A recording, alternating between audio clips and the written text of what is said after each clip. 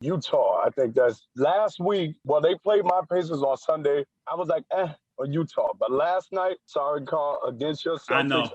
I saw something though. I saw something it was impressive last night. Last night's win showed me they do have the ingredients to win a championship. They do have, and I know people are gonna, Brandon. I don't care what you think, but I know what people gonna laugh.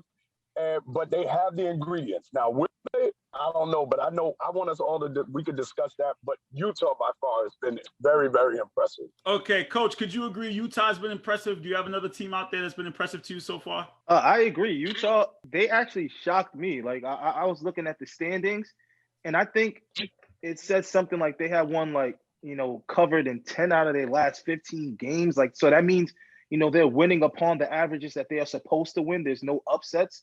They're not letting teams stick around and play tight games and rely on last minute jump shots to win. But also it was a turning point because Utah started off bad. People don't remember that. Utah didn't start off the season good.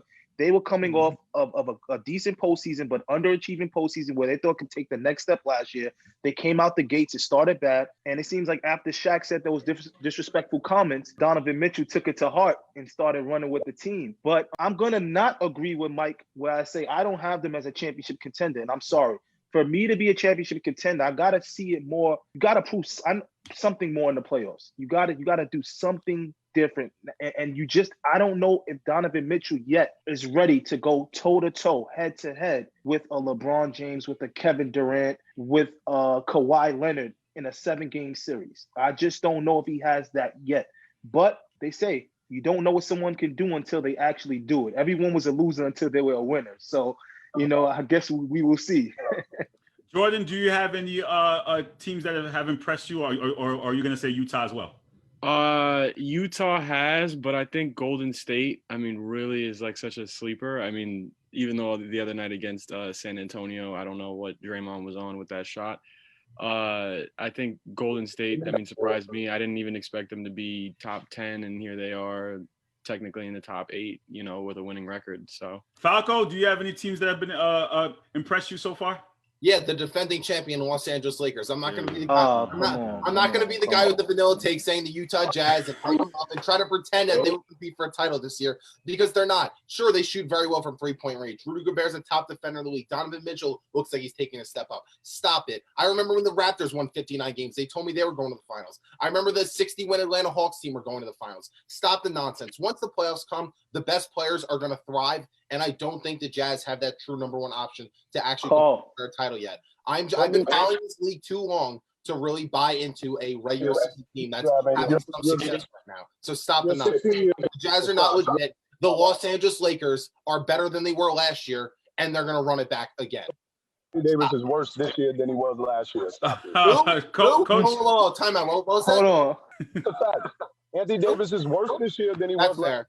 He's struggling. He's struggling right now. LeBron has been in his bag. He's going to win his 5th MVP. And Dennis Schroeder was the perfect guy that the Lakers need in this offseason. A guy who could handle the ball, a guy who could create his own shot, shoot from the perimeter, get to the rim, which he does very well. And Montrezl Harrell has just been a beast on both ends of the floor. Those two guys are why the Lakers are going to run it back. AD's struggling from the line. It doesn't look like his looks are as efficient and as clean as they were last year. I just think as time, maybe he's dealing with the injury. I don't know. Every game since like last year, I feel like he's dealt with a catastrophic injury that he's happened to get over in one day. And then eventually he's fine. So I think once the season progresses more, as we get closer to the playoffs, AD will be AD again. He's still a top 5 player in the league. But how can a team necessarily be impressed? That they're defending champions and we know what they're capable of. Like, exactly. were you really that surprised? Were you really that surprised that they were going to come out the gate and play well? They still have LeBron James playing at a high level, Anthony Davis. How impressed could you really be with the Lakers? Because we know that they're going to be there. They got better than they were last year. They're the top defensive team in the league and a top 10 offensive team in the league. They're just getting better. So if I don't care what they did last year, I'm still impressed by them. It's more impressive than what the Jazz are doing. Let's get on to doing. I could say I'm impressed by what Joel Embiid's doing, but the defending champions and the best player in the league is proving that once again. Okay.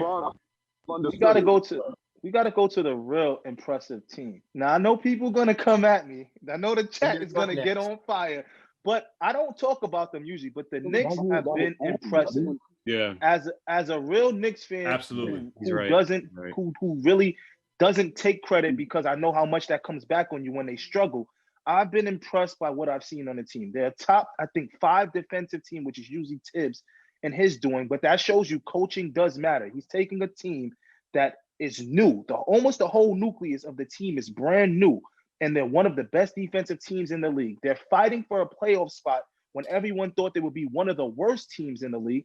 They're actually added a veteran who wanted to come to New York. If you listen to D-Rose and his interview, he said, I wanted a second chance at New York. Now, mind you, people saying that New York Knicks will never be relevant in the city because of the Nets. When he said New York, everybody know he meant the Knicks, and he wanted to come to the Knicks because there's a reason why he said all the players told him before, if you get a chance to do it again with the Knicks. And the Knicks have been impressive so far. We know they're not winning the championship. We know that. But to be decent, to be able to watch an entire game and see them fight against some of the better teams in the NBA. They're not just playing against the worst teams. They're taking some of the better teams in the NBA to the last couple possessions from a team last year that no one wanted to watch is impressive. Jordan, let me ask you this. I'm just looking at the Eastern Conference, and I don't know if record really matters at this point, but the third best record in the East why is...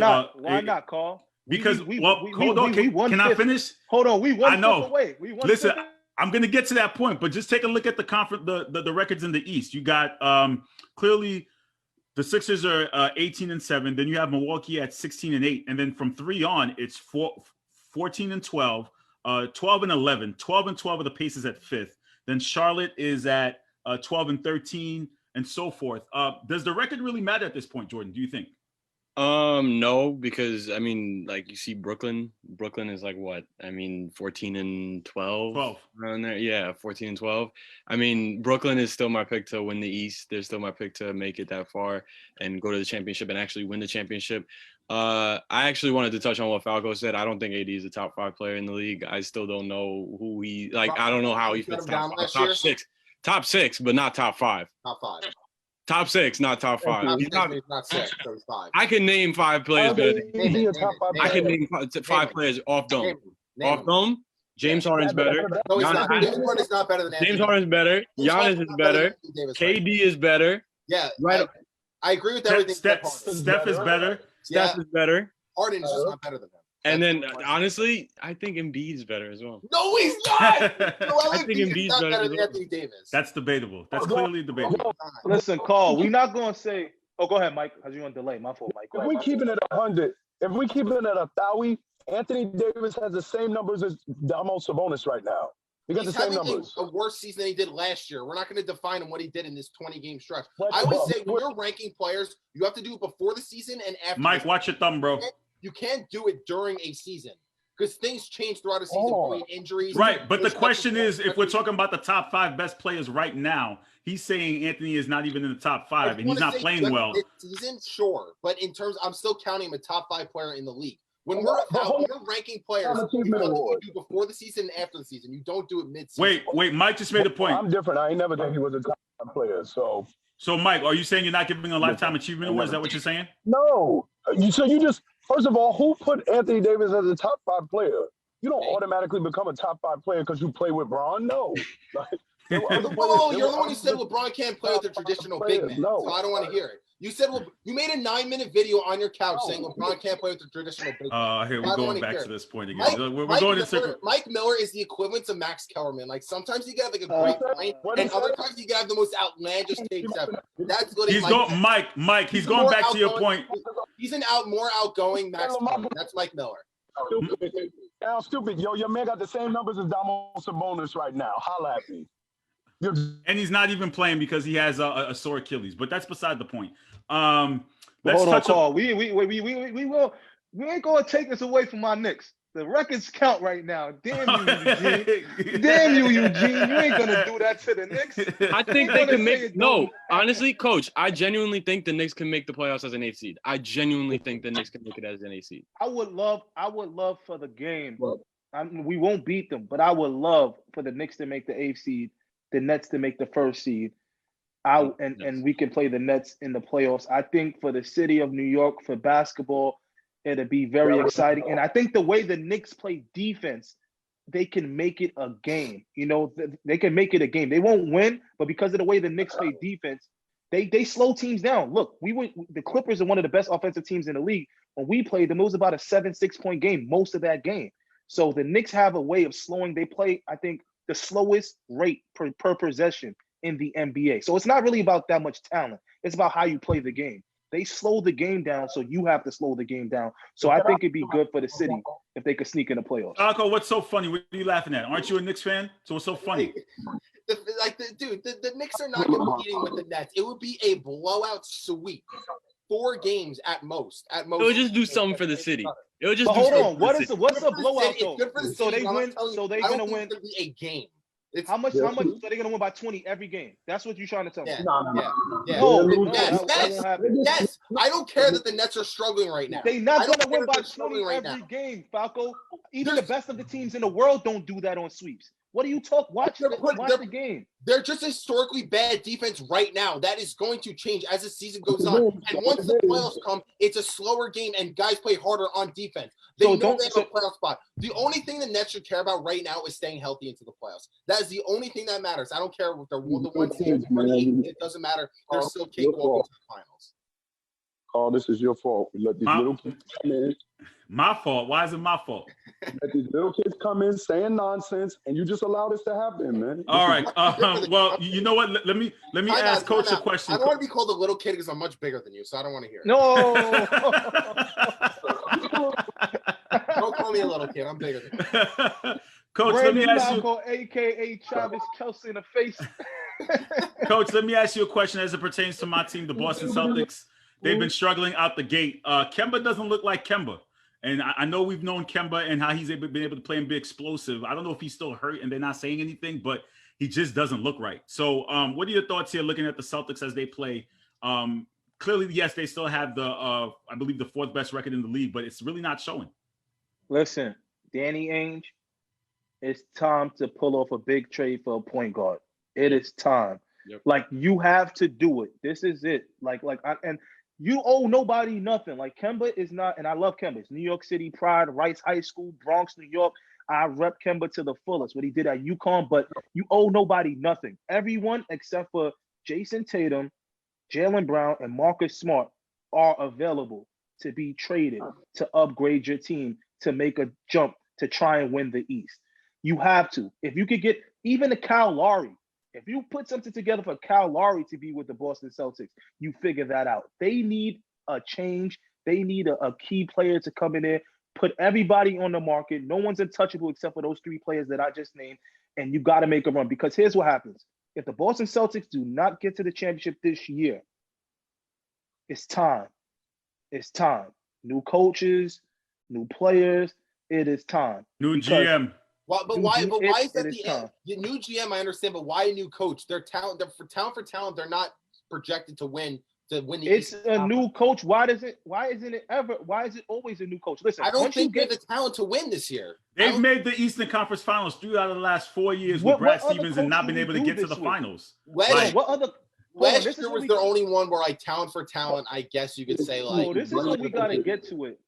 With no other coach in the NBA, every other coach who makes it to somewhere and stays there for 3 or 4 years, they're writing on the wall. Always. Name another coach it hasn't happened to. It's just I didn't think they had the cats to really get to the finals. Besides last year. Did the Houston Rockets have the talent to win the finals when Mike D'Antoni was having all that pressure on him to get to the finals? No. 2018? They weren't better than the Warriors. They weren't better than the Warriors. Wait. Okay. Hold on. Y'all weren't better than the Warriors, Jordan. Wait. Because now you're mentioning Houston. No, hold on. 2018, we saw what happened. 3-2 lead. They're not better. No. Eugene, hear me out, Eugene. That's what I meant to Brandon earlier. A good team can win a series against another good team, depending on how the matchups go. I'm not saying you guys were trash. I'm saying in that series, you guys played better than the Warriors. You wanted it more than the Warriors, and an injury is what stopped you from winning. But on paper, if you thought who was the favorite coming into that series, the favorite was clearly the Warriors. Golden State, So my point meaning is after 4 years of Mike D'Antoni never getting to the promised land, it was never said, oh, you're cool because we never expected you to win a championship. It was, you got us to this point.